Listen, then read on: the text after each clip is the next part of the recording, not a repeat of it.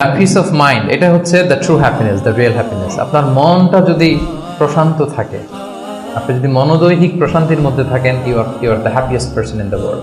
আপনি সুখী, মহাসুখী আপনি। তো তাই বলে কি এখন টাকা পয়সা সম্পদ এগুলোর দরকার নাই? পার্থিব জিনিস যে লাগে, এটা যে ইসলাম ডিনাই করে না, তার প্রমাণ রাসূল সাল্লাল্লাহু আলাইহি ওয়াসাল্লাম বলছেন যে আরবাউন মিনাস সাআদা, চারটা জিনিস মানুষের সুখ নিশ্চিত করে, পার্থিব জগতের সুখ এনে দেয়, মানুষকে সৌভাগ্যশীল বানায়। তার মানে ইসলাম এটা নিষেধ করে নাই। কিন্তু দ্য পয়েন্ট ইজ হেয়ার, এই চারটার মধ্যে থেকে রাসূল সাল্লাল্লাহু আলাইহি ওয়াসাল্লামের জীবনে আসলে কয়টা ছিল?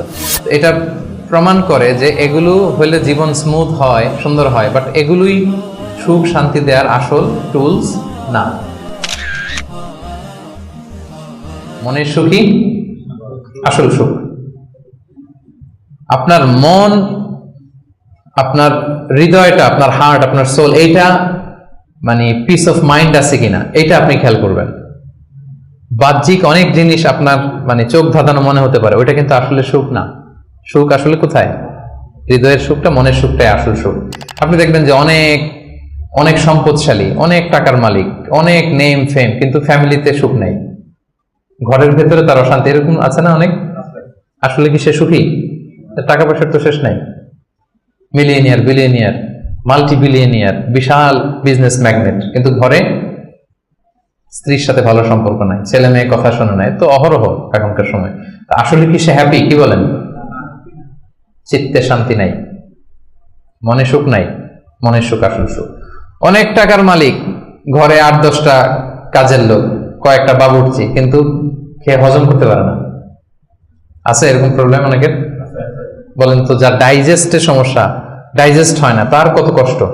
আমাদের কখনো যখন এরকম হয় যে ডাইজেস্ট হচ্ছে না, একটু কি বলে ফুড পয়জনিং বা বদহজম, এরকম কিছু হলে কি অশান্তি লাগে। আর সারা জীবনটাই এটা, তার জীবনটা কেমন যাচ্ছে বলেন? আপনার যে মনে শান্তি আছে, এই যে 2 টাকা দিয়ে নাসি আয়াম খেয়ে ফেলতে পারতেছেন, যেখানে মনে চাই বসে ফেলতে পারতেছেন, শুইতে পারতেছেন, থাকতে পারতেছেন, কত সিম্পল লাইফ, কত সুখ।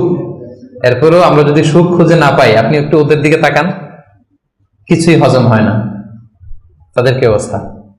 ঘরে শান্তি নাই, ফ্যামিলিতে শান্তি নাই। তো এই জন্য সম্মানিত ভাইয়েরা, পিস অফ মাইন্ড, এটা হচ্ছে the true happiness, the real happiness. আপনার মনটা যদি প্রশান্ত থাকে, আপনি যদি মনোদৈহিক প্রশান্তির মধ্যে থাকেন, you are the happiest person in the world. আপনি সুখী, মহাসুখী, আপনি মহাসুখী। ইউআই থেকে বের হলে বুঝবেন দুনিয়াটা কেমন। এখানে আমরাও তো ছাত্র জীবন কাটিয়েছি একটা সময়, সুবহানাল্লাহ। পারিবারিক জীবনে যাবেন, ক্যারিয়ার লাইফে যাবেন, বিজনেসে যাবেন, ব্যবসা যাবেন, দিনকে দিন জটিলতার মধ্যে আপনি আসবেন। এখন যে কত হ্যাপি লাইফ লিড করতেছেন, আপনি কল্পনা করতে পারবেন না। এর জন্য শুকরগুজার হতে হবে। তো তাই বলে কি এখন টাকা পয়সা সম্পদ এগুলোর দরকার নাই? বাড়ি ঘর বাবুর্চি এগুলো দরকার নাই, যেগুলো বলতেছিলাম না? দরকার আছে। আমি বুঝাতে চাচ্ছি যে ওগুলোই আসল সুখের সন্ধান দেয় না। আসল সুখ কিসের সুখ? মনের সুখ। সবাই বলেন, আসল সুখ মনের সুখ। পার্থিব জীবনের এই ব্যাপারগুলো যে লাগে, এটাও ইসলাম বলে। যেমন রাসূল সাল্লাল্লাহু আলাইহি ওয়াসাল্লাম একটা চমৎকার হাদিস, সহিহ হাদিস, এটা আমি একটু করে শেয়ার করি। রাসূল সাল্লাল্লাহু আলাইহি ওয়াসাল্লাম বলেছেন যে আরবাউন মিনাস সাআদা, চারটা হচ্ছে মানে সুখী হওয়ার মাধ্যম বা সৌভাগ্যশীল হওয়ার মাধ্যম। যার চারটা আছে সে সাঈদ, আর যার চারটা নাই সে শাকী। সাঈদ মানে কি? সুখী বা সৌভাগ্যশীল, আর শাকী মানে দুঃখী বা দুর্ভাগা।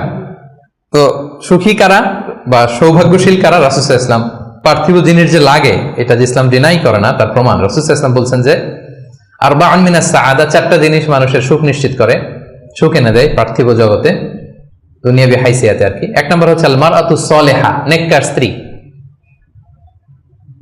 এটা কিন্তু আপনার জীবনকে সুখময় করার একটা বড় মাধ্যম। 2 নম্বর হচ্ছে আল মাসকানুল ওয়াসিআ, প্রশস্ত বাসভবন। কি বলেন? খুব যদি চিপা চাপা হয়, এটা তো ওখানে চলাফেরা করে মজা হবে না, স্বাভাবিক। কিন্তু যদি একটা চমৎকার বাসভবন হয়, অনেক স্পেশাস, এটা আসলেই সুখ স্বাচ্ছন্দ্যের একটা ব্যাপার, মানে দুনিয়াবি দিক থেকে। 3 নম্বর হচ্ছে ওয়াল জারুস সালিহ, ভালো প্রতিবেশী, গুড নেইবার। কি বলেন? আরবিতে কি বলে? উতলুবুল জার ক্বাবলা দার, বাড়ি কেনার আগে আগে প্রতিবেশী দেখে নাও, আরবি ভাষা একটা প্রবাদ। আর 4 নম্বর হচ্ছে ওয়াল মারকাবুল হানি, মানে হচ্ছে লিটারালি হচ্ছে সুইট রাইডিং, ভালো একটা আরোহণ। এটা বর্তমানে গাড়ি হইতে পারে, একটা সুন্দর চমৎকার গাড়ি, ভালো ব্র্যান্ডের গাড়ি, মার্সিডিজ না হইতে পারে। তারপর রাসূল সাল্লাল্লাহু আলাইহি ওয়াসাল্লাম টেস্টিফাই করছে আপনার এটা নেগেটিভলি নেওয়ার সুযোগ নাই। হ্যাঁ, এটা দুনিয়াবি দিক থেকে তো অবশ্যই একটা সুখের মাধ্যম, মার্সিডিজ ব্র্যান্ড হতে পারে। অথবা রাসূল সাল্লাল্লাহু আলাইহি ওয়াসাল্লামের সময় ছিল যে কোনো আরোহণ, ভালো ঘোড়া, তেজস্বী ঘোড়া, উট, হ্যাঁ এগুলো। তাহলে এই চারটা হচ্ছে আরবাউম মিনাস সাআদা, এই চারটা জিনিস পার্থিব জগতের সুখ এনে দেয়, মানুষকে সৌভাগ্যশীল বানায়। তার মানে ইসলাম এটা নিষেধ করে নাই। কিন্তু দ্য পয়েন্ট ইজ হেয়ার, রাসূল সাল্লাল্লাহু আলাইহি ওয়াসাল্লামের জীবনে কয়টা ছিল বলেন? এই চারটার মধ্যে থেকে রাসূল সাল্লাল্লাহু আলাইহি ওয়াসাল্লামের জীবনে আসলে কয়টা ছিল? শুধু এক নম্বরটাই ছিল।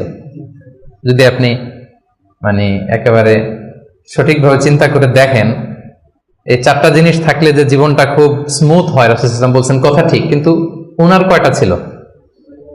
একটাই ভালো মতো ছিল, সেটা কি? নেককার স্ত্রী, আল মারআতুস সালিহা, এটা ছিল। 2 নম্বরে আসেন আল মাসকানুল ওয়াসি, তো মোটেও ছিল না। রাসূল সাল্লাল্লাহু আলাইহি ওয়াসাল্লামের ঘরের সাইজ জানেন তো না? এখন মক্কা মদিনায় গেলে বিভিন্ন মাআরিদ হয়, ওখানে দেখা যায় যে কত মিটার বাই কত মিটার, খুবই ছোট একটা রুম। আম্মা জান আয়েশা রাদিয়াল্লাহু তাআলা আনহার ঘরের সাইজটা যদি বলি, খুবই ছোট। এই অল্প কিছু জিনিস রাখতে পারে, একটা জাজিম রাখতে পারে, কয়েকটা জিনিস ঝুলায় রাখতে পারে, আর দুজন থাকতে পারে কোন রকম। এটা ছিল ওনার বাসভবন। এটা কি আল মাসকানুল ওয়াসি হইছে? পান নাই উনি এটা। এরপর একটা আসেন ওয়াল জারুস সালেহ, ভালো প্রতিবেশী পাইছেন, কাছাকাছি ধরলে পাইছেন, পাশে ফাতেমার ঘর, দিকে স্ত্রীদের ঘর। কিন্তু আপনি যদি বিগার সেন্সে চিন্তা করেন, কারা থাকতো আশেপাশে? এদিকে তো না, আবু লাহাব তো মক্কার কথা, মদিনার কথাই যদি আমরা বলি, আপনার কারা থাকতো? মুনাফিকদের একটা দল তো থাকতোই, আর 3 দিকে জিউস, ইহুদিরা, বনু কাইনুকা, বনু নাদির, বনু কুরাইজা। এরা কি করছে রাসূল সাল্লাল্লাহু আলাইহি ওয়াসাল্লামের সাথে? মানে ট্রেচারির যত ধরন হইতে পারে, বিট্রে করার যত ওয়ে হতে পারে, সবগুলো করেছে। একটা রাত শান্তিতে ঘুমাইতে পারে না এদের কারণে। এটা কবে পর্যন্ত? 5ম হিজরির আগ পর্যন্ত ঘুমাতে পারে নাই। বনু ওই কুরাইজাকে যখন করলেন, এক্সাইল করলেন, তারপর থেকে অনেকটা এই জিউসদের ঝামেলা থেকে উনি মুক্ত হয়েছেন। তাহলে চিন্তা করেন, এটাও ছিল না। এরপর 4 নম্বরে যদি আসেন আল মারকাবাল হানি, ভালো যানবাহন বা ঘোড়া, এগুলো ছিল। এভারেজ ধরতে পারেন যেগুলো ছিল, কসওয়া, আব্বা যা ছিল এগুলো এভারেজ টাইপের। তার মানে রাসূল সাল্লাল্লাহু আলাইহি ওয়াসাল্লামের কিন্তু এগুলো ছিল না। এটা প্রমাণ করে যে এগুলো হইলে জীবন স্মুথ হয়, সুন্দর হয়, বাট এগুলোই সুখ শান্তি দেওয়ার আসল টুলস না। আসল সুখ বলেন না একটু সবাই, আসল সুখ মনের সুখ। এটা খেয়াল রাখতে হবে।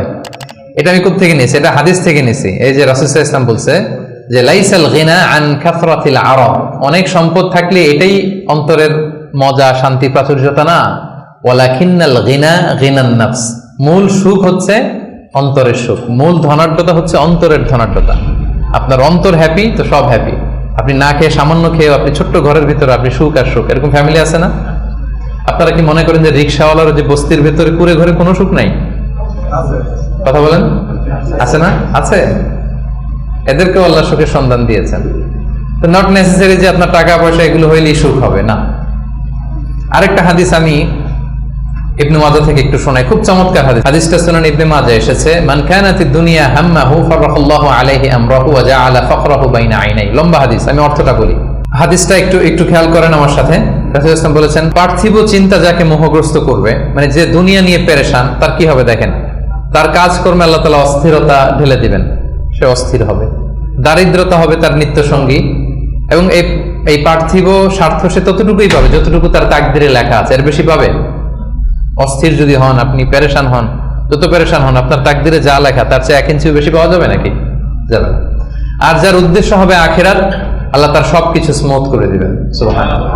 তার অন্তরকে আল্লাহ তাআলা ঐশ্বর্যমণ্ডিত করে দিবেন। এই যেটা বলতেছিলাম যে ফাইনাল গিনা গিনান নাফস, অন্তরের সুখ, হৃদয়ের সুখী আসল সুখ, অন্তরের সুখী আসল সুখ। এবং দুনিয়া স্বয়ং তার সামনে এসে হাজির হবে। যার চিন্তা হচ্ছে আখিরাত নিয়ে, দুনিয়া আপনাতে এসে ধরা দিবে। এই জন্য হৃদয়ের সুখটা, এটা যে আসল সুখ, এটা যেন আমরা ফিল করি, এটা এনশিওর করার ট্রাই করতে হবে। আপনি এইটা না করে অন্যদিকে যদি বেশি ছুটেন, আপনার অস্থিরতা কমবে না, এটা আপনাকে দুঃখী বানাবে, অসুখী বানাবে, অস্থির বানাবে, আপনার সুখ কেড়ে নেবে জীবন থেকে।